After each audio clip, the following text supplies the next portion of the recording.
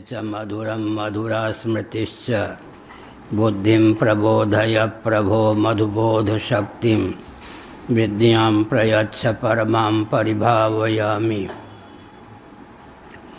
नारायणाखिलगुरो भगवन्नमस्ते शिवाय नमः। शिवलिंगाय नमः। तन्मे मनः शिवसंकल्पमस्तु। सर्वे भवन्तु सुखिनः। श्री राम जय राम जय जय राम।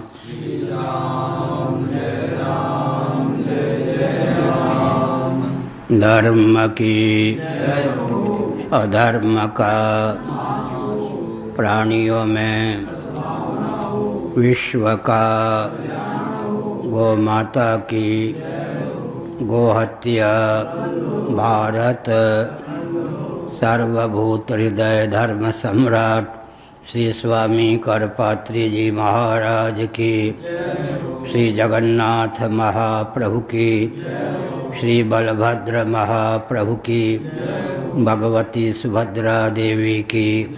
हर हर महादेव। गोविंद जय जय गोपाल जय जय।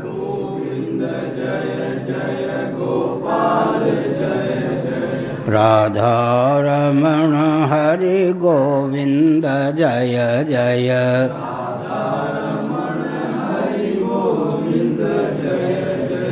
श्री कृष्ण गोविंद हरे मुरारे।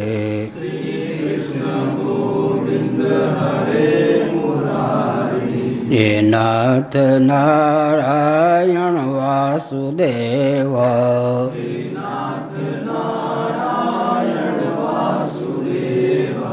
गोविंद जय जय गोपाल जय जय।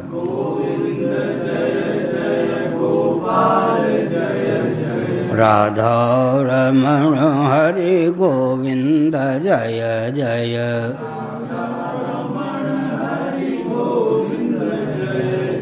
गोविंद जय जय गोपाल जय जय।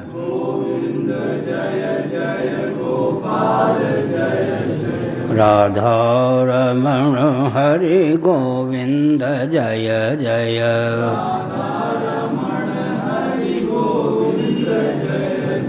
श्री वृंदावन विहारी लाल की जय। नमो महद्भ्य शंभो शिव शिव शिव शिव शिव शिव नारायण नारायण नारायण।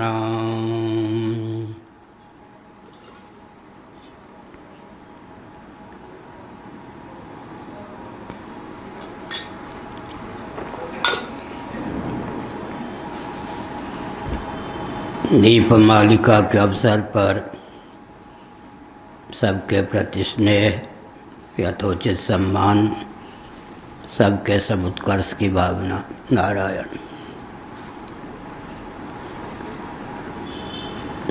श्रीमद्भागवत सप्तम स्कंध अध्याय 7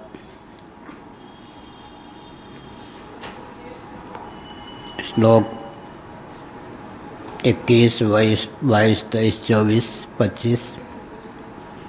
स्वर्णं यथा ग्रावसु हेमकार क्षेत्रेषु योगैस्तदभिज्ञ आप्नुयात्। क्षेत्रेषु देहेषु तथात्मयोगैरध्यात्मविद् ब्रह्मगतिं लभेत। अष्टौ प्रकृतयः प्रोक्तास्त्रय एव हि तद्गुणाः।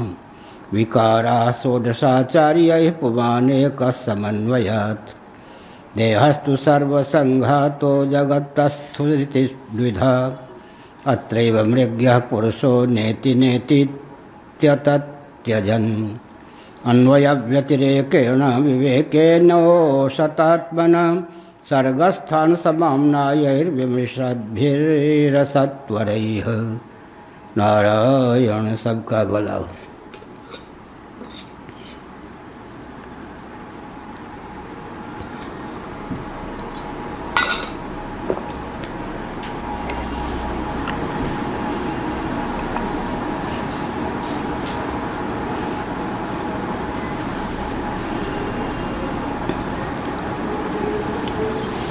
यहाँ हेमकारः शब्द का प्रयोग है, उसी को स्वर्णकार भी कहते हैं। हेम सुवर्ण धातु का नाम है। उसका वह निर्माण नहीं करता, बल्कि सुवर्ण धातु से विविध पात्र तथा कटक मुकुट कुंडलादि आभूषणों का निर्माण करता है। हेम को, सुवर्ण धातु को, स्वर्ण को विविध रूपों में उद्भासित करने वाले को हेमकार या स्वर्णकार कहते हैं। सीधा सा अर्थ किया जाए तो लगता है कि सोने को बनाने वाला, तब तो नकली स्वर्णकार हो जाएगा। स्वर्णकार हेमकार का अर्थ होता है सुवर्ण धातु, हेम धातु को विविध पात्रों और आभूषणों के रूप में उल्लसित करने में समर्थ। सुवर्ण की खानें होती हैं, खनिज पदार्थों में सुवर्ण का नाम है। तेजस महाभारत के अनुसार सुवर्ण को माना गया। हमारे वैशेषिकों ने, नैयायिकों ने भी सुवर्ण को तेजस माना है। कल मैंने बताया कि खंडन खंड खाद्य के अनुसार हर्ष मिश्र महाभाग ने हीरा, जिसको वज्र कहते हैं, उसको पार्थिव माना है। महाभारत के अनुसार, वैशेषिक प्रस्थान के अनुसार सुवर्ण को तेजस मानते हैं।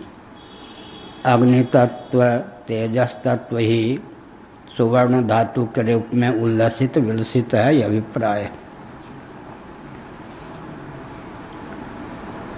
शोधक पदार्थों में पृथ्वी, जल, तेज, वायु ये सब परिगणित हैं। समष्टि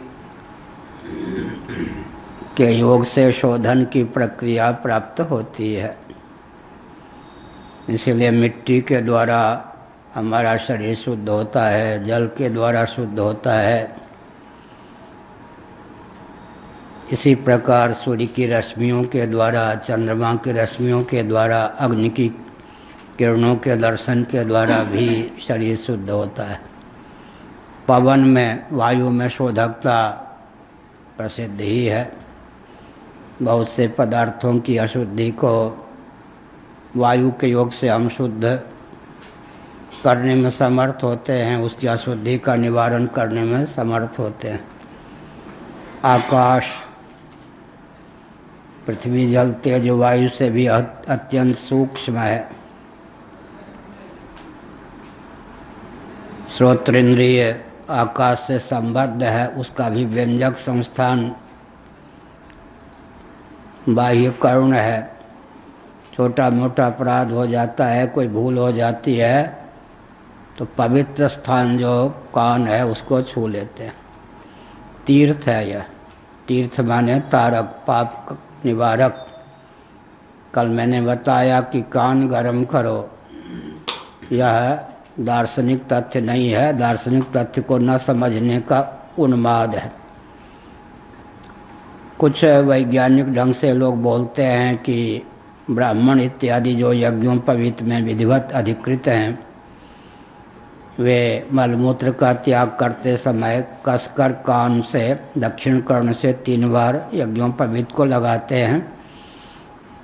थोड़ा सा बल पड़ता है, उससे स्वास्थ्य को लाभ होता है। यह व्यायाम की प्रक्रिया, यह भी ठीक है, लेकिन भूल हो जाने पर जो कान को छूते हैं वो तीर्थ विशेष है, क्योंकि आकाश पंचभूतों में प्रथम है, सबसे सूक्ष्म है, निरूप भी है, बहुत उत्तम संस्थान है। उसी के द्वारा अतीन्द्रिय श्रोत्रेंद्रिय की अभिव्यक्ति हुई है। वेदांत प्रस्थान के अनुसार उसका अभिव्यंजक संस्थान कर्ण संस्कुली है। उसका स्पर्श करने पर भी अपराध या छोटे मोटे पाप का निवारण हो जाता है। सूर्य भगवान का दर्शन करके भी। इसका अर्थ है कि समष्टि में शोधकता सिद्ध है। पृथ्वी के द्वारा शुद्धि, जल के द्वारा शुद्धि, तेज के द्वारा शुद्धि, वायु के द्वारा शुद्धि, आकाश के द्वारा शुद्धि। और एक विचित्र बात है कि समष्टि से शील का फलन नहीं होता।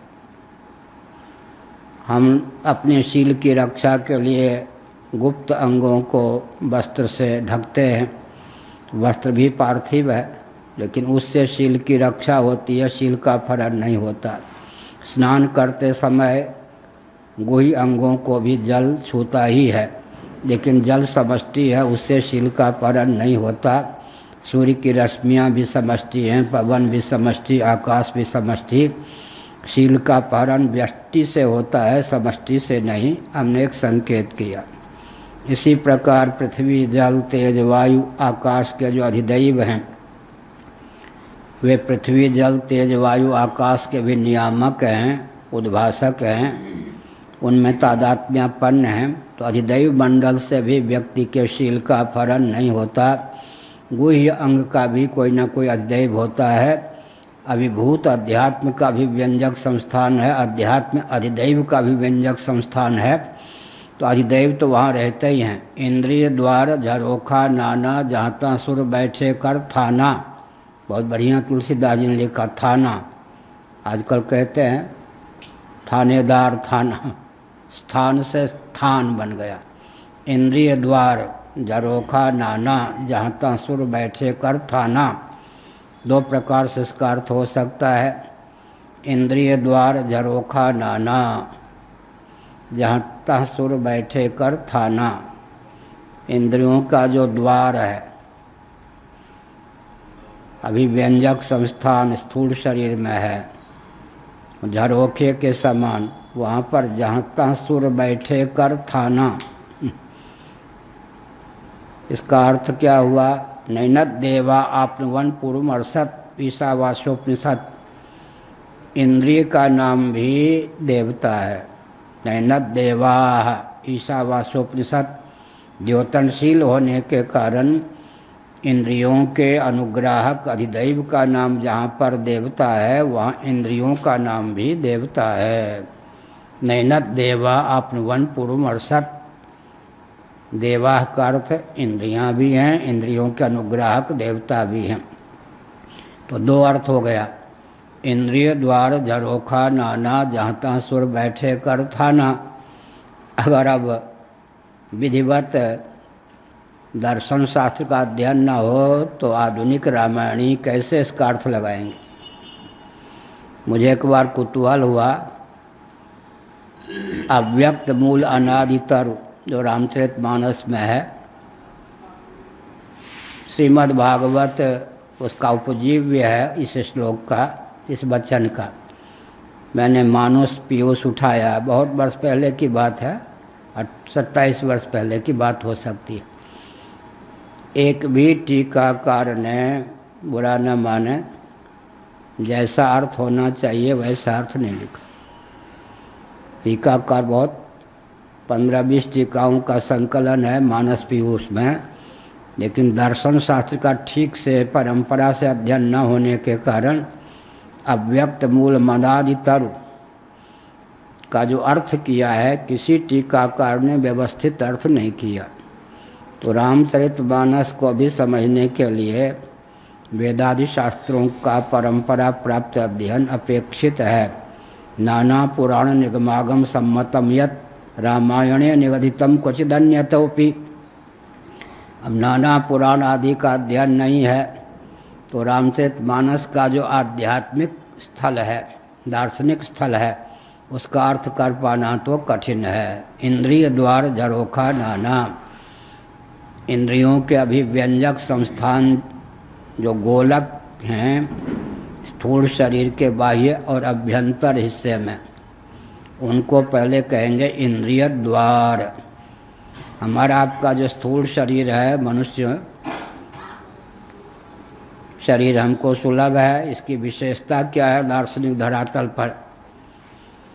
इसके बाह्य भाग में पंच कर्मेंद्रियों को, पंच ज्ञानेंद्रियों को व्यक्त करने के संस्थान हैं। अभ्यंतर भीतर के हिस्से में, भाग में अंतःकरण चतुष्टय या अंतःकरण पंचक को और प्राण पंचक को अभिव्यक्त करने के संस्थान हैं। इसका अर्थ क्या हुआ? समग्र लिंग शरीर या सूक्ष्म शरीर को अभिव्यक्त करने की क्षमता मनुष्य शरीर में है। पंच कर्मेंद्रियों को, पंच ज्ञानेंद्रियों को, अंतःकरण चतुष्टय को, प्राण पंचक को अभिव्यक्त करने के पूर्ण संस्थान अगर कोई विकलांग न हो तो मनुष्य जीवन में सन्निहित है। ऊर्ध्वमूल मधः शाखम, यह कहावत भी मनुष्य शरीर को लेकर चरितार्थ है। शिरोभाग ऊपर है, हाथ पांव इत्यादि नीचे हैं। तो हमने संकेत किया इंद्रिय द्वार माने अतीन्द्रिय इंद्रियों को अभिव्यक्त करने के संस्थान। ये झरोखे के तुल्य हैं। जहाँ तहाँ सुर बैठे कर थाना, इंद्रियों का नाम ही यहाँ पर सुर है। जैसे नेत्र गोलक है इंद्रिय द्वार, उसमें अतीन्द्रिय नेत्र इंद्रिय को व्यक्त करने की क्षमता है। अतीन्द्रिय नेत्र इंद्रिय का नाम सुर हो गया। एक अर्थ यह इंद्रिय द्वार झरोखा नाना, जहाँ तहाँ सुर बैठे कर थाना। परांचिखानी व्यतीर्ण स्वयंभू का अनुवाद है यह। दूसरा अर्थ है इंद्रिय द्वार, इंद्रियों के द्वार नहीं, इंद्रिय रूप द्वार। इंद्रियों के द्वार में इंद्रियां सन्निहित हैं, उनका नाम भी देवता है। इंद्रिय रूप द्वार में देवता सन्निहित हैं। इंद्रिय रूप द्वार में देवता सन्निहित हैं का अर्थ क्या हुआ?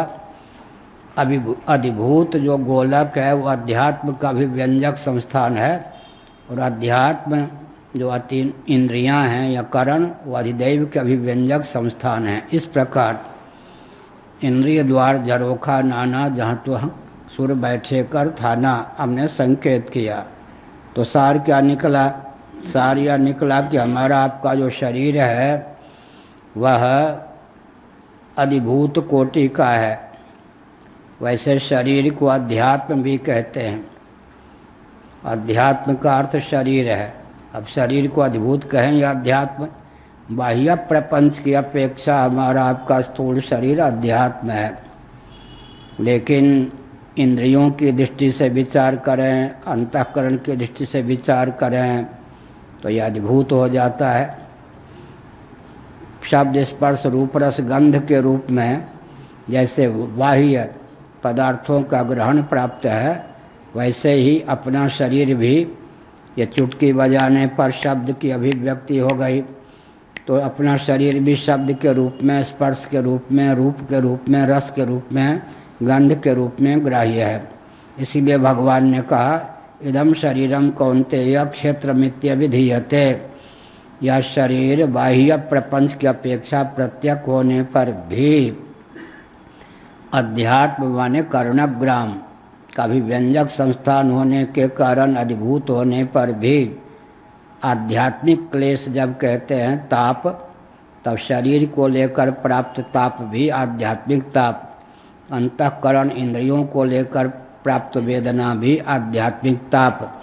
विवक्षावसात स्थूल शरीर को हम अधिभूत भी कह सकते हैं, अध्यात्म भी कह सकते हैं।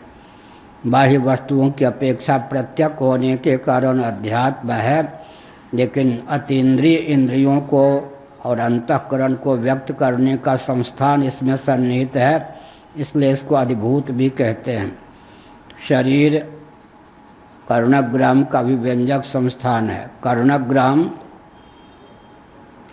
अधिदैव के अभिव्यंजक संस्थान है। अधिदैव जीव का अभिव्यंजक संस्थान है। कल मैंने बताया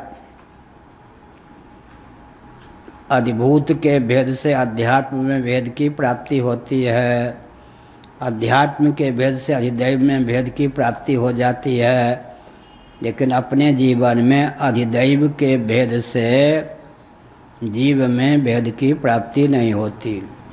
और बृहदारण्यक उपनिषद के अनुसार विचार करें तो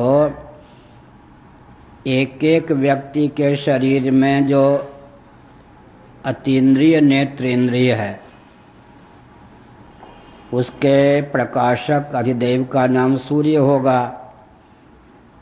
लेकिन समष्टि नेत्रेंद्रिय का जो प्रकाशक सूर्य तत्व होगा वो एक ही होगा या नहीं? अधिभूत के भेद से अध्यात्म में भेद की प्राप्ति होती है, अध्यात्म के भेद से अधिदैव में भेद की प्राप्ति होती है। तथापि अपने जीवन में अधिदैव के भेद से भी जीव में भेद की प्राप्ति नहीं होती, और जीव के भेद से फिर परमात्मा में भेद की प्राप्ति हो ही कैसे सकती है। इस प्रकार विचार करने पर यहाँ बताया गया कि अध्यात्मविद ब्रह्मगतिम लभेत। जो अध्यात्मवेत्ता है वो आत्मा की ब्रह्म रूपता को समझकर ब्राह्मी स्थिति प्राप्त करता है, सच्चिदानंद स्वरूप ब्रह्म होकर ही अवशिष्ट रहता है। इसलिए इस आत्मयोग ही अध्यात्मविद ब्रह्मगतिम लभेत।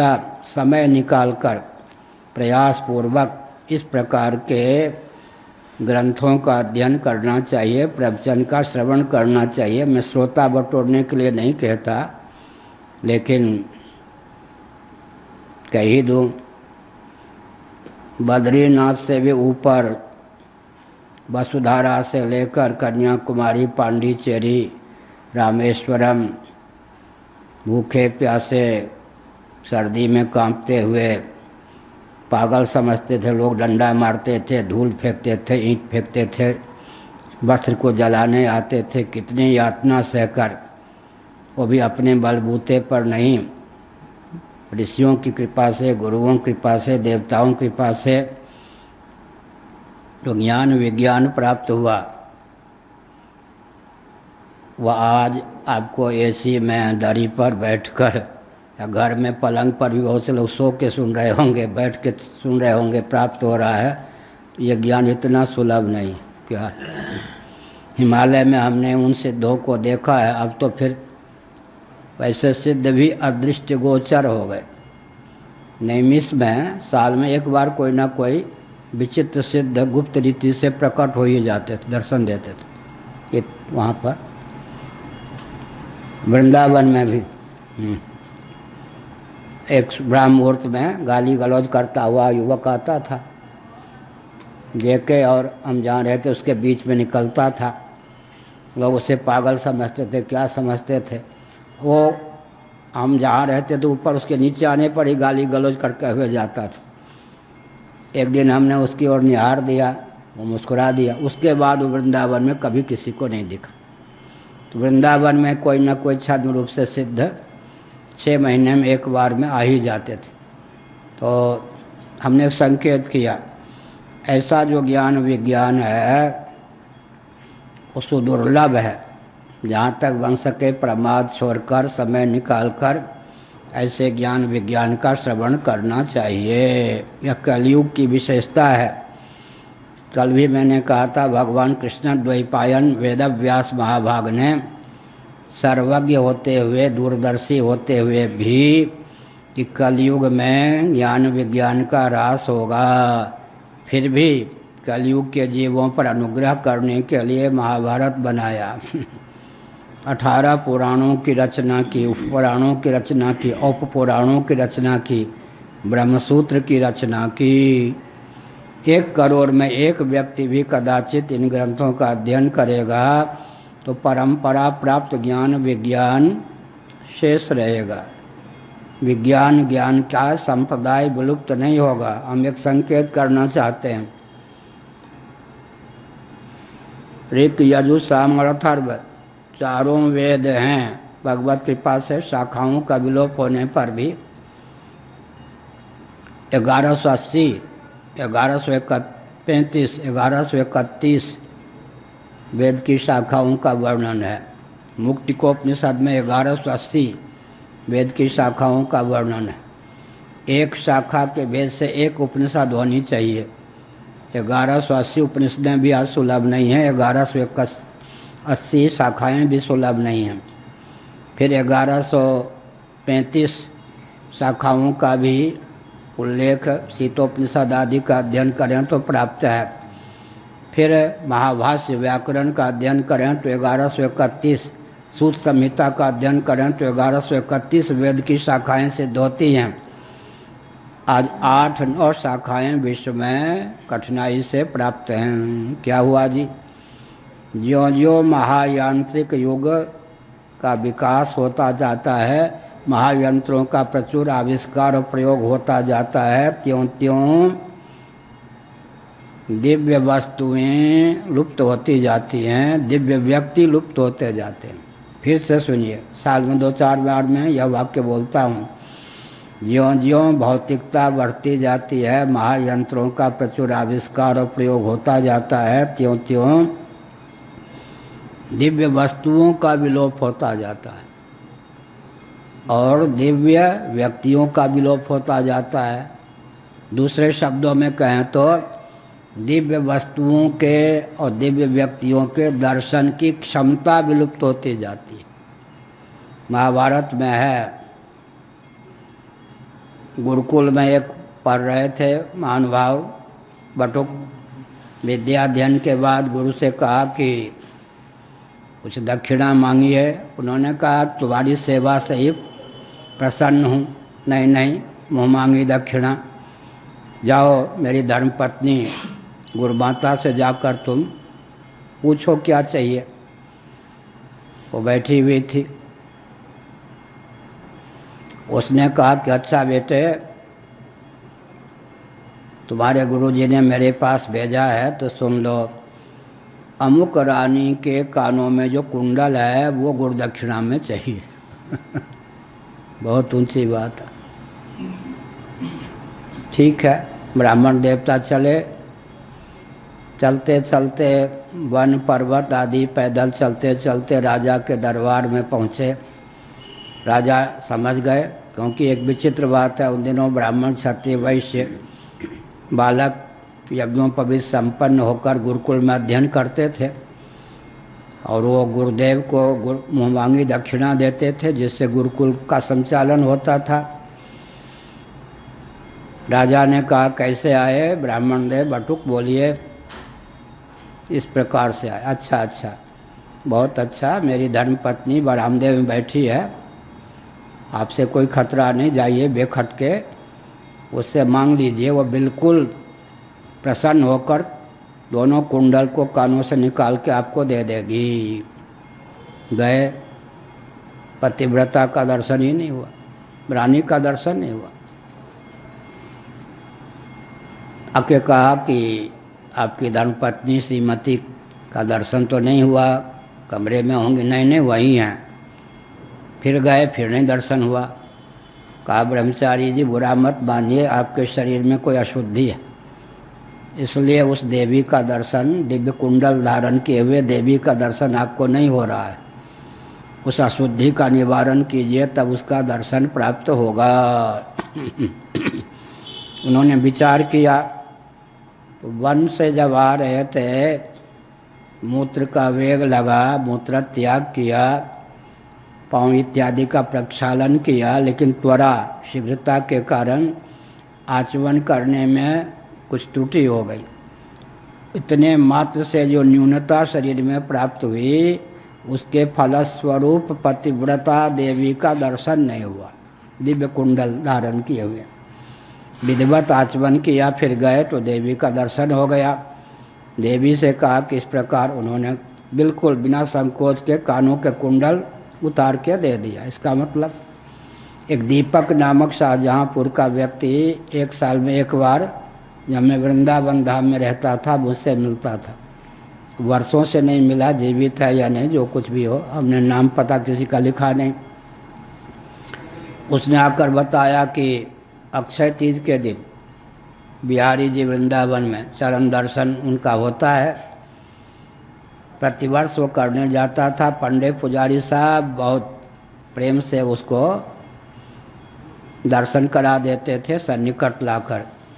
विशनचंद सेठ के यहाँ ठहरता था, खत्री परिवार का था, खत्री माने क्षत्रिय परिवार का था। एक बार आया, दर्शन नहीं हुआ। पंडों से कहा क्या बात है, आज भगवान के चरण नहीं खुले? नहीं, यथावत क्यों नहीं दर्शन हो रहा दीपक? नहीं, आँख खोल खोल के देखा, नहीं दर्शन हुआ। घड़ी क्यों रात दी। बहुत कष्ट में बिना दर्शन किए लौटा। उन दिनों मोबाइल की बात नहीं थी। बिशन चंद सेठ के यहाँ फ़ोन आया। पता लगा कि उसी समय जिस समय बिहारी जी का दर्शन करने गया था उसके सगे संबंधी परिवार में मर गए थे। उस अशुद्धि का प्रभाव उस व्यक्ति पर इतना पड़ा कि बिहारी जी के चरण के दर्शन नहीं हो पाए। इसका मतलब क्या है, ज्यों ज्यों जीवन में अपवित्रता बढ़ती जाती है, बहिर्मुखता बढ़ती जाती है, त्यों त्यों दिव्य वस्तुओं का विलोप होता जाता है और दिव्य व्यक्तियों का विलोप होता जाता है। दूसरी बात है कि विद्यमानता होने पर भी उनके दर्शन की क्षमता नहीं रहती। क्यों जी, आज सुमेरु पर्वत का दर्शन हो जाए तो सोना रहने देगा कोई? सुमेरु पर्वत का दर्शन हो जाए तो फिर क्या होगा? कितने दिन में सुमेरु पर्वत को आप देख सकेंगे सोने से मंडित, सोना वाला नहीं। इसीलिए आया ना, अपरिग्रह की प्रतिष्ठा होती है, अचौरी की प्रतिष्ठा होती है। जिसके जीवन में चोरी का भाव नहीं होता, दिव्य रत्न उसके सामने उपस्थित हो जाते हैं। उन रत्नों को ये खतरा नहीं होता ये चुरा लेगा। जिसके जीवन में अपरिग्रह की प्रतिष्ठा होती है उसके जीवन में ऐसी क्षमता होती है कि पूर्व जन्म का स्मरण भी उसे स्फुरित हो जाता है। इसका अर्थ क्या हुआ? ज्यों ज्यों व्यक्ति के जीवन में अदिव्यता आती है, अशुद्धि आती है, त्यों त्यों दिव्य वस्तुओं का विलोप होता है, दिव्य व्यक्तियों का विलोप होता है। अथवा यूँ कहें कि उनकी विद्यमानता होने पर भी उनके दर्शन की क्षमता विलुप्त हो जाती है। अब सीधे श्लोक की ओर। अध्यात्मविद ब्रह्म गतिम लभेत आत्मयोगैः। जिसके जीवन में देहेंद्रीय प्राणांतःकरण संयत हो चुके हैं, युक्त आहार विहार आदि से संपन्न जिसका जीवन है और अध्यात्म तत्व का अनुशीलन भी करता है, जगत की उत्पत्ति स्थिति समृद्धि इसके निग्रह अनुग्रह का सिद्धांत भी जानता है, देहेंद्रीय प्राणांतःकरण से विविक्त आत्म तत्व को ठीक ठीक समझता है, वह जो अध्यात्म वेत्ता है वो ब्रह्म गति को प्राप्त करता है। अर्थात पंच कोशों से अतीत, गुणमय भावों से अतीत जो प्रत्यगात्मा इनका साक्षी है वह विभु साक्षी ही ब्रह्म है और अधिष्ठान स्वरूप होने के कारण प्रकृति सहित प्रपंच उसमें अध्यस्त हैं। इस तथ्य को वह समझता है। देहधारी होने पर भी उसे ब्राह्मी स्थिति ब्रह्म गति की प्राप्ति हो जाती है। अब पुनः प्रहलाद अपने मित्रों को, सहपाठियों को अध्यात्म का उपदेश देते हुए तत्व गणना का प्रकार बताते हैं नारायण।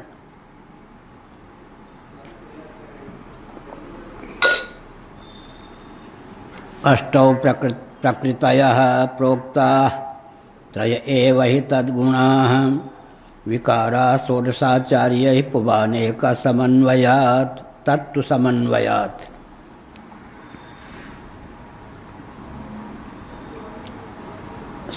आचार्य का सांख्य तत्व को जानने वाले जो महानुभाव हैं,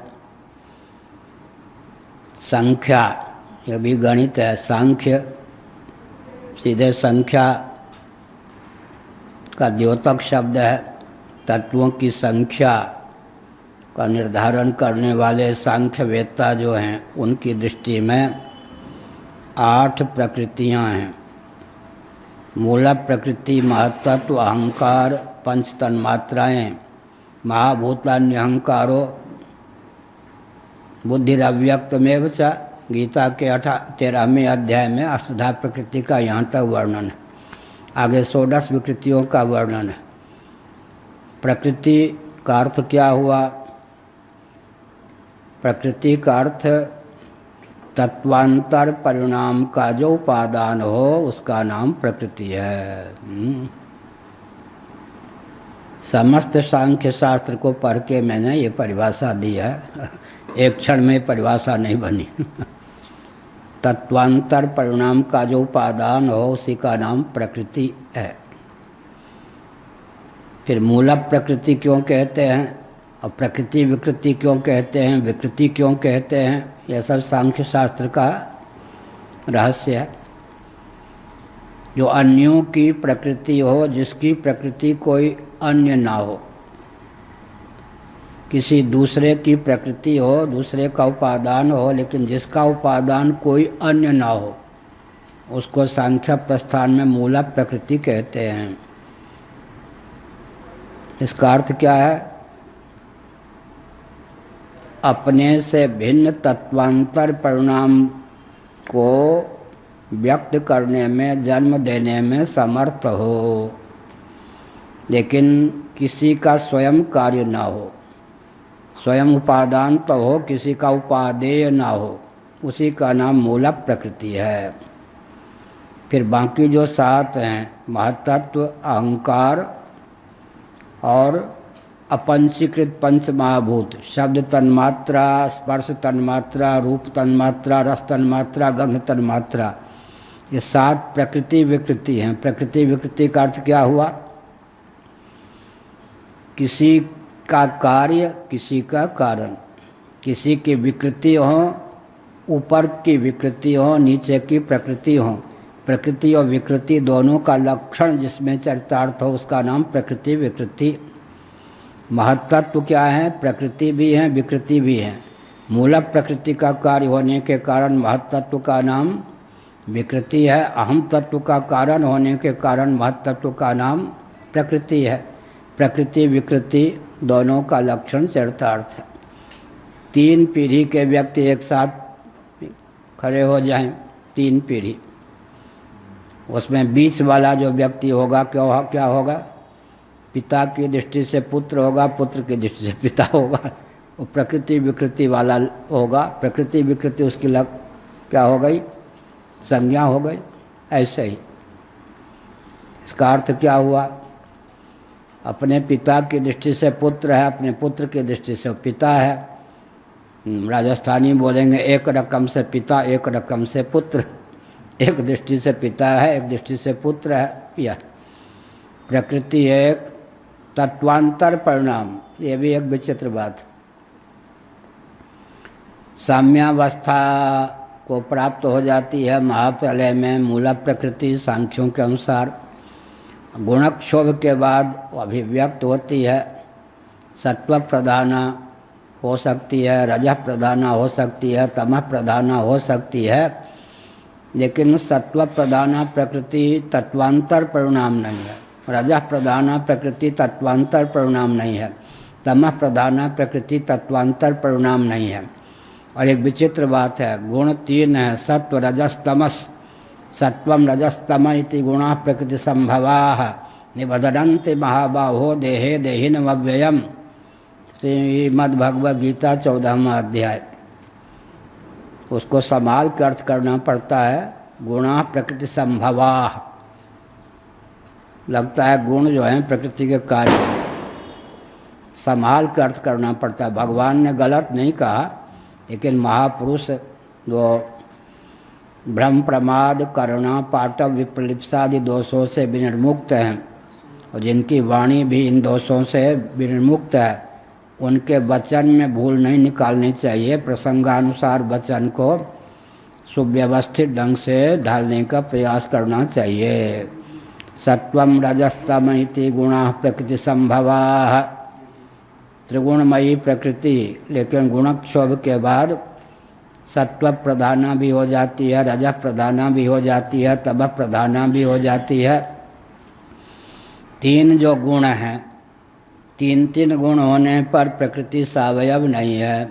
अगर सावयव हो जाए, ये 3 गुण सावयवत्व के आधायक हो जाएं, तो प्रकृति क्या हो जाएगी? कार्य नश्वर हो जाएगी। इसीलिए सांख्य तत्व कौमुदी में वाचस्पति मिश्र महाभाग ने एक तथ्य उद्भाषित किया, उसके आधार पर मैं बोल रहा हूँ। आगंतुक संयोग सावयवत्व का प्रयोजक होता है। कभी याद आ गई बात, पूज्य स्वामी अखंडानंद सरस्वती जी महाभाग की याद आ गई। कितना ऊंचा सत्संग का स्तर था उस समय। पूज्य स्वामी जी होते थे, उनके सानिध्य में हम प्रवचन करते थे। एक वाक्य बोला ना, आध घंटा उनके सानिध्य में रोज प्रवचन करते थे। कभी कभी तो कहते थे 7 दिन तक मैं नहीं बोलूँगा, तुम ही बोलो। मैं शंकराचार्य नहीं था, दंडी स्वामी तो था ही। जैसा वाक्य बोला वैसे ही पूरा आध घंटे का प्रवचन होता था, उसी ढंग के वाक्य था। श्यामा शरण जी ये सब, और कौन, वामदेव जी महाराज, ये सब एक से एक दिग्गज विद्वान श्रोता होते थे। क्या वो दिन, अब तो ऐसे विद्वान श्रोता मिले हैं, बड़ा कठिन है। हमने संकेत किया, क्या संकेत किया? सत्वम रजस्तम इति गुणा प्रकृति संभवा निबधनन्ति महाबाहो देहे देहिनम अव्ययम। सत्वम रजस्तम इति 3 गुण हैं, फिर भी प्रकृति सावयव क्यों नहीं? तो वाचस्पति मिश्र महोदय ने सांख्य तत्व कौमुदी में एक भाव व्यक्त किया। क्या भाव व्यक्त किया? आगंतुक संयोग सावयवत्व का प्रयोजक होता है। आगंतुक संयोग के कारण सावयवत्व की सिद्धि होती है। निसर्ग सिद्ध जो अनागंतुक संयोग वह सावयवत्व का प्रयोजक नहीं होता। लो, कठिन वाक्य हुआ या नहीं? श्री राम सुखदास जी कहते थे, ऐसी भाषा में बोलिए दंडी स्वामी जी या स्वामी जी या ब्रह्मचारी जी 74 के पहले, तो दाइयाँ माइयाँ भी समझ जाए। हमने कहा बात तो ठीक कह रहे आप, लेकिन एक विचित्र बात है कि जानबूझ के कठिन नहीं बोलना चाहिए, लेकिन एमएससी में भी तो गणित की पढ़ाई होती है। अगर गणित की पढ़ाई प्राइमरी तक ही सीमित कर देंगे तो होगा क्या? इसीलिए पूज्य किन्होंने, लक्षेश्वर आश्रम जी महाभाग दंडी स्वामी ने, और पूज्य गरोड़ा मंडी में रहने वाले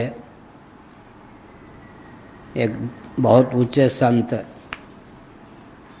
अभी नाम बोल रहा हूँ, उन्होंने, हैं, और पूज्य स्वामी अखंडानंद सरस्वती जी महाभाग ने, पूज्य सुखबोध आश्रम जी महाराज ने, इन सबों ने कहा कि तुम अपनी शैली को अगर इधर उधर कर दोगे तो हम किसका सुनेंगे। धनौरा मंडी में पूज्य गुरुदेव के मित्र रहते थे, बहुत बढ़िया अवधूत परमहंस उड़ियावादी के प्रति उनकी आस्था थी। उन महान भावों ने कहा कि आप भी अपनी शैली को लोगों को रिझाने के लिए ढाल दोगे तो हम किसका सुनेंगे। हीरानंद पहाड़ी महात्मा। फिर उन्होंने ये भी कहा कि मैं जो सुझाव दे रहा हूँ उससे घाटा रहेगा तुमको। क्या, नाचोगे नहीं, गाओगे नहीं, रुलाओगे नहीं, हंसाओगे नहीं, अपनी शैली को बिल्कुल नीचे तक उतार दोगे, वो भी ठीक है, तो धन बहुत मिलेगा। लेकिन बेटा पूज्य गुरुदेव के शिष्य था, इसीलिए कहा फोन बेटा हम किसका सुनेंगे। एक बार हमने बताया होगा, ओंकारानंद जी महाभाग पूज्य स्वामी अखंडानंद सरस्वती जी महाभाग के शिष्य को स्वयं स्वामी जी ने बम्बई से फ़ोन किया, अब मैं दंडी स्वामी का प्रवचन सुनने के लिए बम्बई छोड़ रहा हूँ, अंतिम सांस तक वृंदावन में ही रहूँगा। 2.5 वर्षों तक लगातार वृंदावन में रहे। स्वास्थ्य खराब हुआ तो 2 दिन पहले तक प्रवचन सुनते रहे। कुछ स्वास्थ्य ढीला होता तो माइक की ऐसी व्यवस्था करते, अपने कमरे तक हमारी आवाज़ जाती, सुनते। और 1 लाख रुपया बम्बई में नित्य उनको बिना मांगे ही मिल जाते थे। उतना धन वृंदावन में 50,000 मिल जाते होंगे, मान लो वो लोग देते होंगे। उतना धन को भी उन्होंने छोड़ा। मैं उनका प्रवचन सुनता था, लेकिन उन्होंने बम्बई छोड़ दिया 2.5 वर्षों तक। इसका अर्थ क्या है? इसका अर्थ है कि ये सब जो ज्ञान विज्ञान की परंपरा है ये सुरक्षित रहे। मैंने एक संकेत किया, कथा का मैं खंडन नहीं करता और नाचने गाने का भी मैं खंडन नहीं करता। आखिर नाच गा के भगवान का ही तो नाम लेते हैं। नाचने गाने की बात करूं तो कमर में दर्द है, घुटने में दर्द है, सुन लीजिए। नैमिषारण्य में 100 एकड़ का आश्रम था, 25 एकड़ मेरे पास थे। मेरी जमीन नहीं थी, जमीन महापुरुष की ही थी। 25 एकड़ का ये व्यवस्था मेरे पास थी गोमती के किनारे। मयूर हमारे इतने परिचित और मित्र हो गए थे, मैं भगवान का नाम लेके कीर्तन करता और मयूर हमको घेर के वो भी कीर्तन माने नाचते थे। क्या सच्ची बात है, उसमें कोई बनावटी नहीं। मयूर हमको देख के बहुत प्रसन्न हो जाते।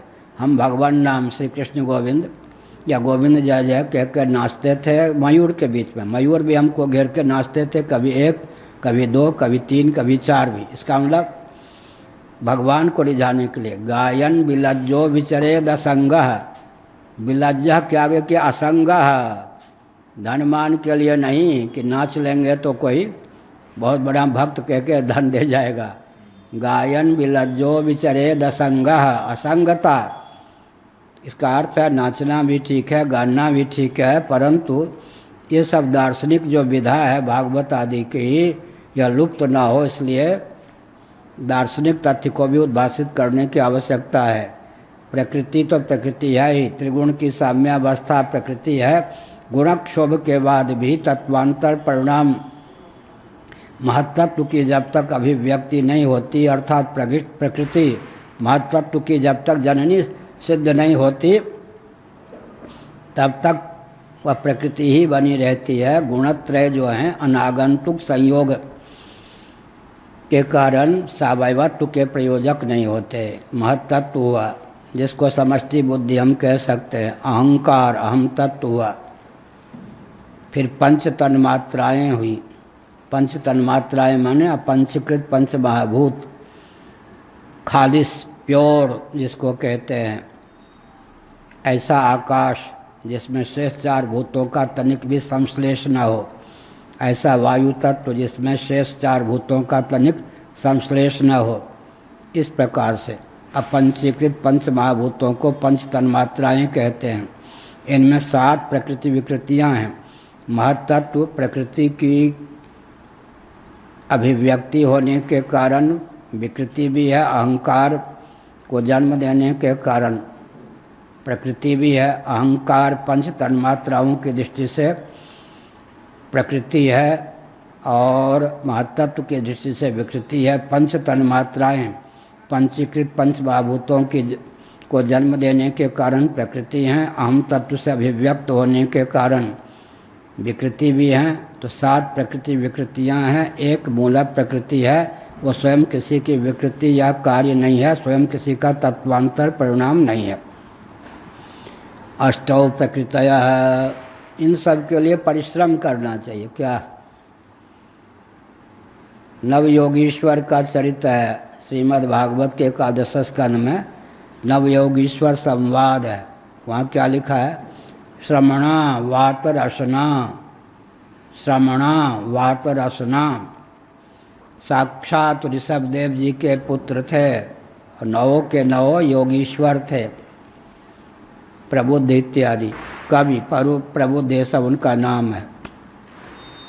श्रमणा, श्रम पूर्वक उन्होंने अध्यात्म विद्या का अनुशीलन किया था। और थे कितने त्यागी? वात रसना, वायु भी उनके वस्त्र बने दिगंबर थे। लेकिन श्रमणा ऋषभदेव जी के ज्येष्ठ पुत्र, आजकल की बात नहीं, भगवान ऋषभदेव कब हुए?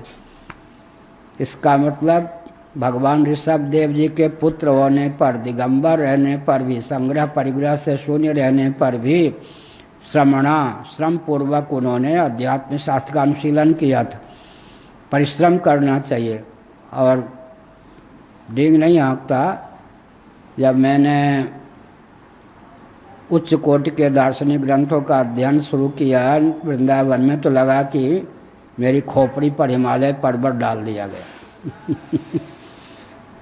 क्या गरुड़ जी तो सुमेर को उठा सकते हैं, एक मयूर के ऊप से मयूर के पीठ पर डाल देंगे तो क्या होगा? इसका अर्थ है कि खुदाई बघाड़ना ठीक नहीं। उच्च कोटि के दर्शन शास्त्रों का अध्ययन करने पर, जबकि मैं जहाँ तक मुझे ध्यान है रोज़ नहीं, 8-9 साल की आयु से प्रवचन करता हूँ। साल में 1-2 बार बचपन में, और उसके बाद तो फिर छात्र संघ इत्यादि में, फिर नैमिषारण्य में बाबा हुआ तो नित्य ही भागवत के एकादश स्कंद की कथा कहता था। इसका मतलब इतना हमारे प्रवचन का अभ्यास 8 साल की आयु से है। ऐसा होने पर भी पहले लगा कि सुमेरु पर्वत सर पे रख दिया गया। धैर्यपूर्वक अध्ययन करते करते पंचदशी का अध्ययन जब शुरू किया तो लगा कि अपरोक्षानुभूति, विवेक चूड़ामण सब सधे होने पर भी पंचदशी नामक ग्रंथ का अध्ययन शुरू किया तो लगा कि पीठ पर या सर पे सुमेरु पर्वत रख दिए गए। बहुत धैर्यपूर्वक अब पंचदशी लगते हैं कि जैसे भगवत कृपा से यूँ। इसका अर्थ क्या, यूँ ऐसे हो गया क्या? मैं ये नहीं कह रहा, मैं ये कह रहा हूँ कि श्रम करना चाहिए। अगर कोई व्यक्ति आत्मनिरीक्षण किए बिना सो जाता है तो मर गया। कभी भी गृहस्थ हो या विरक्त, आत्मनिरीक्षण किए बिना सोना नहीं चाहिए। मेरे मन, वाणी, कर्म से किसी को आघात तो नहीं पहुंचा, कोई प्रमाद तो नहीं हुआ, आज भजन हुआ या नहीं। बिना आत्मनिरीक्षण के सो जाना आत्महत्या है। दूसरी बात क्या है, बाबा हो तो कम से कम 8 घंटे तो पढ़े लिखे। अब सुन के ही चक्कर आ जाएगा लोगों को, क्यों गोपाल जी? बाबा हो तो 8 घंटा तो कम से कम पढ़ना लिखना चाहिए, 4-5 घंटे भजन भी करना चाहिए। पढ़ने से परहेज करेंगे तो बट्टे खाते में ये ज्ञान विज्ञान नहीं आएगा। सबको जड़ भरा थोड़े हैं कि पूर्वजन्म की विद्या स्मरण हो जाएगी। श्रवणा, वात रसना, नव योगेश्वरों को भी परिश्रम से अगर जी चुराएंगे तो काम नहीं बनेगा। और एक बात है, अब खंडन खंड खाद्य हमें पढ़ाने का अवसर नहीं मिला, वो अगर मुझे अभी दे दिया जाए पढ़ाने के लिए तो लगेगा कि फिर सर पे एक क्या कर दिया गया, हिमालय रख दिया गया। लेकिन उसे पढ़ाने का अवसर मिल जाए फिर चुटकी का खेल। इसका मतलब क्या हुआ, इसका अर्थ क्या हुआ? एक दिन में कोई बहुत ऊंचा वजन थोड़े उठा लेता, धीरे धीरे धीरे धीरे। इसी प्रकार से पाचन शक्ति बढ़ावें, मूलधन क्या होता है जी, चक्रवृद्धि ब्याज में ब्याज भी मूलधन बनता जाता है या नहीं? ब्याज को भी मूलधन बना लेते हैं। इसी प्रकार से पहली विद्या, फिर अपरोक्षानुभूति है, विवेक चूड़ामणि है, पंचदशी है। इस प्रकार से ईशावास्योपनिषद आदि पर भाष्य हैं। फिर क्या है, चित्सुखी है, अद्वैत सिद्धि है, खंडन खंड खाद्य हैं। ये सब बहुत ऊंचे ग्रंथ हैं वेदांत के। धीरे धीरे धीरे धीरे क्या हो, उपयोगिता, धीरे धीरे परिश्रम करने पर क्या होगा, धीरे धीरे ज्ञान पचता है। अब केवल एक विचित्र बात, कोई आत्महत्या करे तो एक हाथ की रस्सी ही पर्याप्त है। मैं ये नहीं कहना भाई तुम लोग की किसी को आत्महत्या के लिए उकसाया। आजकल तो ये भी बड़ा विचित्र चल पड़ा है, किसी ने आत्महत्या कर दी तो दूसरे पर केस चलता है, आत्महत्या के लिए उकसा दिया उसको। तो एक हाथ की रस्सी पर्याप्त है, लेकिन शिकार करने चलो तो बहुत सामग्री चाहिए। क्या मतलब, प्रक्रिया अपने उद्धार के लिए पंचदशी में 15 प्रकरण है, एक प्रकरण भी पर्याप्त है। लेकिन हम लोगों पर क्या है, सत संप्रदाय की रक्षा का भी दायित्व प्राप्त है। ज्ञान विज्ञान की परंपरा लुप्त न हो। हमारे पूर्वाचार्यों ने तपस्या पूर्वक, मनोयोग पूर्वक जो ज्ञान विज्ञान, लुप्त ज्ञान विज्ञान को क्या किया, प्रकट किया। विकृत ज्ञान विज्ञान को क्या किया, विशुद्ध किया। मनवंतर में पूर्व मनवंतर के ज्ञान विज्ञान लुप्त हो जाते हैं। सुन रहे पावन जी, मनवंतर क्या होता है? मनवंतर में पूर्व ज्ञान विज्ञान लुप्त हो जाते हैं। तपस्या के बल पर क्या क्या होता है फिर? ऋषि लोग पूर्व ज्ञान, लुप्त ज्ञान विज्ञान को प्राप्त करते हैं। और एक विचित्र बात, श्रीमद् भागवत का 12वां स्कंध पढ़िए, यहाँ जो ज्ञान विज्ञान लुप्त होता जाता है आदित्य मंडल में, हिरण्यगर्भ आदित्य मंडल में जाके वो क्या हो जाता है, सन्निहित हो जाता है। तो याज्ञवल्क्य जी वैशंपायन ऋषि जी का जीवन से पढ़िए। आदित्य जी से लुप्त ज्ञान विज्ञान या वेद की शाखा को उन्होंने तपस्या के द्वारा प्राप्त किया नहीं। हमको अभी जो गणित का ज्ञान प्राप्त हुआ यहीं भगवान सूर्य से प्राप्त हुआ, उन्होंने अनुग्रह किया। सच्ची है, बनावटी तो नहीं। आप झूठ बोले तो फिर ग्रंथ भी तो है ना। पर आज ही मैं सोच रहा था 1000 पेज का, आज हमने देखा 1500 पृष्ठों में वैदिकार्ष गणित का पहला भाग पूरा हुआ। 1500 पृष्ठों में 1500 पृष्ठों में वैदिकार्ष गणित का पहला भाग पूरा हुआ है। अब केवल वो क्या है मालूम है, वैदिक गणित के 25 पृष्ठों की बाह्याभ्यंतर व्याख्या। 400 पृष्ठों में वैदिक गणित है। स्वास्थ्य ठीक रहा, समय मिला तो 400 पृष्ठों की व्याख्या में कम से कम 15,000 पृष्ठ तो लग ही जाएंगे। केवल 1500 पृष्ठों में जो वैदिक गणित के 25 पृष्ठों की व्याख्या तैयार हुई है भगवत कृपा से, उसको पढ़ने में भी कितना समय लगेगा निके जी समझने में, लोगों को समझने में जीवन गणितज्ञ हो अगर 5 साल। तो ये ऋषिकेश ब्रह्मचारी जी कहते हैं गणितज्ञ हो तो कम से कम 5 साल उसको लगेंगे। 25 पृष्ठों की व्याख्या सुनिए। एक सूत्र से एक्सेप्शन अपवाद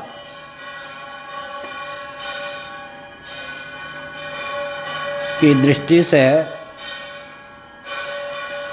4-5 प्रयोग वैदिक गणित में प्राप्त हैं कुल। फिर से सुनो भाई,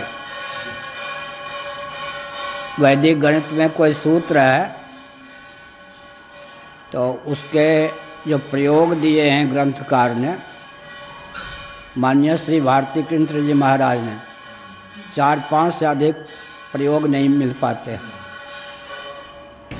लेकिन उन्हीं की कृपा से उस सूत्र को यूँ एरे वो जो कह यूँ ऐसे प्रयोग करने पर 100 उदाहरण मिल गए हैं।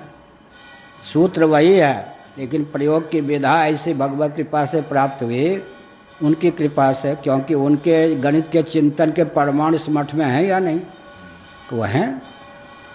तो इसका मतलब 4-5 उदाहरण ही वैदिक गणित में अपवाद कोटि के हैं, एक्सेप्शन कोटि के। अब हमारे पास 100 उदाहरण कम से कम आसानी से हम ढूंढ, उसमें संकेत भी किया। ऐसी चीज़ें हैं। 25 पृष्ठों की व्याख्या 1500 पृष्ठों में पूरी हुई है, तो वैदिक गणित 400 पृष्ठों में है। अब समय मिला तो भगवत कृपा से उसकी व्याख्या 10-15 हज़ार पृष्ठों में तो पूरी होगी। कोई सुझाव दे रहे थे आज, वैदिक गणित का रिसर्च संस्थान यह बने सरकार के द्वारा। हमने कहा सरकार के द्वारा रिसर्च सेंटर मिलने पर कोई वैदिक, अरे पहले सरकार इस बात को ध्यान दे, मुझे सहयोग नहीं चाहिए कि तुम लोगों की आंखें बंद हैं राजनेताओं की। वैदिक गणित का काम यह हो रहा है या नहीं। हमने सोचा कि हमारे पूर्वाचार्य ने विश्व को वैदिक मैथमेटिक्स दिया, हमको कोई पूछेगा तो हम केवल गुण गा के रह जाएंगे। कोई पूछ देगा कि इस सूत्र का अर्थ क्या है तो क्या करेंगे। इसलिए उन्होंने जो ज्ञान दिया उसका सुरक्षित रखना, बढ़ाना हमारा दायित्व हुआ या नहीं। देखिए मैं संकेत करता हूँ, समय भी हो गया, कितना बड़ा दायित्व हमको प्राप्त है। हम किनके शिष्य हैं? पूज्यपाद स्वामी करपात्री जी महाभाग। अब उनकी विद्या का क्या कहना। अब वो उनके शिष्य होने के कारण वो जो दे गए उसको संभालना या स्मरण रखना ही बहुत कठिन। इतनी विद्या, पूरा विश्व उनके नाम को सुनकर नतमस्तक होता था। तो क्या अर्थ हुआ? वो हमारा संभालना। बेटे राजस्थानी को यूँ सुन लें या भूतपूर्व राजस्थानी। एक हमने हरियाणा के व्यक्ति से कहा, सुनो मैंने सुना है कि पिता पितामह से तुमको बहुत धन प्राप्त है, फिर तुम जब आते हो कहते तो महाराज गरीबी झेल। अरे महाराज आप क्या जाने, पिता पितामह के द्वारा प्राप्त जो संपत्ति जब तक पढ़ लिख नहीं जाते, विवाह नहीं कर लेते, तभी तक भोगने का अधिकार हम वैश्यों को है। बाद में उसको बढ़ाने का हमको दायित्व है। घर बैठ कर पिता पितामह की संपत्ति जो इकट्ठी की गई उसका भोक्ता होंगे, हम वैसे रह जाएंगे। हमने कहा बात ठीक समझ में आ गई।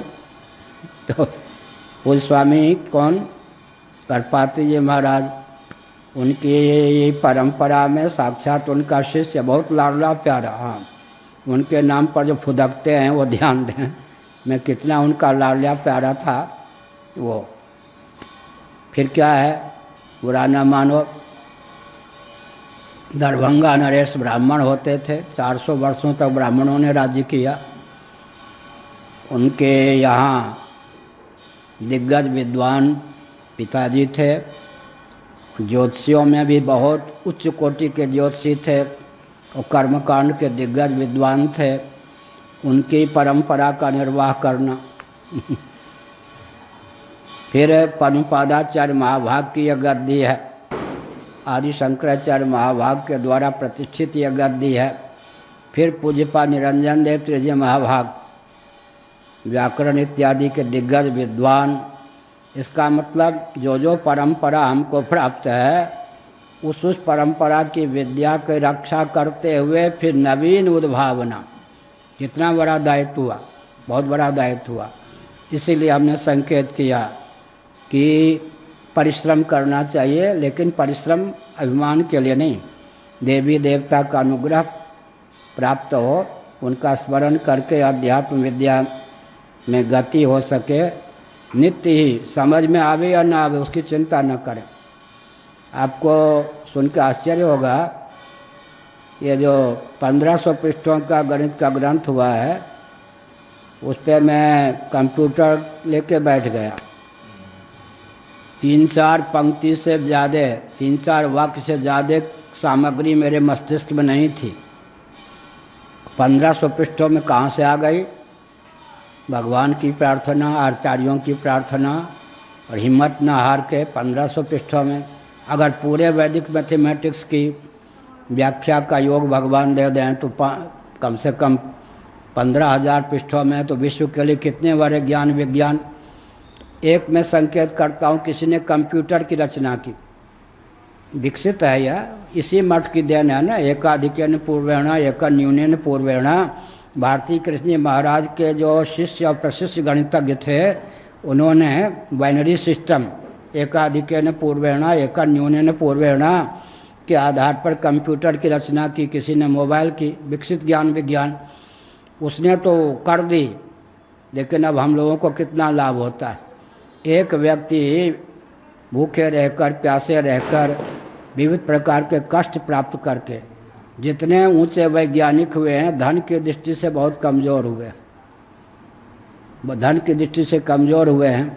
लेकिन हाँ, आर्किमेडिस तो बालू पर यूँ लिखते थे, यूँ। या भारत में ही जो गणितज्ञ हुए उनके पास उतना कागज नहीं होता था जितना विचार। कौन? रामचंद्रन, रामानुजन। उनके पास उतना कागज नहीं होता था जितना मस्तिष्क में ज्ञान होता था।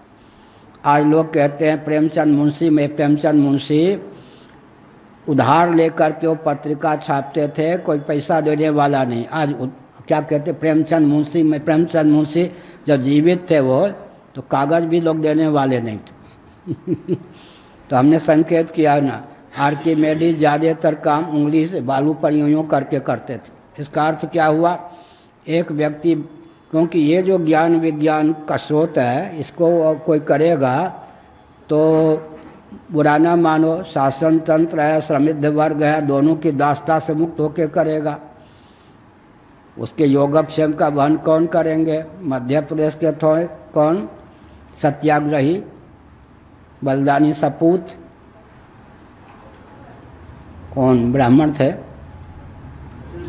हाँ, कौन? वही, हाँ, तिवारी कुल के होने, तिवारी कुल के थे। लोगों ने कहा आपकी माता को, उन्होंने कहा मेरी माता आपकी माता नहीं है, हमको याद दिला तो आपका काम नहीं है कि मेरी माता को योगक्षेम का ध्यान दो। इसका अर्थ क्या होता है? इसका अर्थ यह होता है कि एक व्यक्ति शरीर को, संसार को, धन को, मान को भूल करके इन सब गंभीर विद्याओं का अनुशीलन करता है तो समाज का में मांग नहीं रहा किसी का, समाज का भी उसके प्रति कुछ दायित्व होता है या नहीं, शासन तंत्र का भी उसके प्रति कुछ दायित्व होता है या नहीं। लेकिन इसी संघर्ष की स्थिति में उज्ज्वल ज्ञान विज्ञान की अभिव्यक्ति होती है।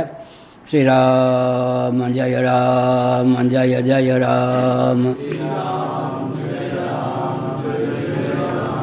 चलें ना, हाँ कथा जब से प्रारंभ हुई चातुर्मास्य से, हाँ, आज सुरेश जी बता रहे हैं आज 100वां दिन है। 100वां दिन हो गया, बस स्वर्ण बढ़िया, शताब्दी नहीं 100 दिन, दिन है 100 दिन। भागवत कथा क्या दिन है ये 100 दिन, वो तो वर्ष होते हैं। 100वां दिन है कथा के। ठीक है, नारायण हर हर महादेव।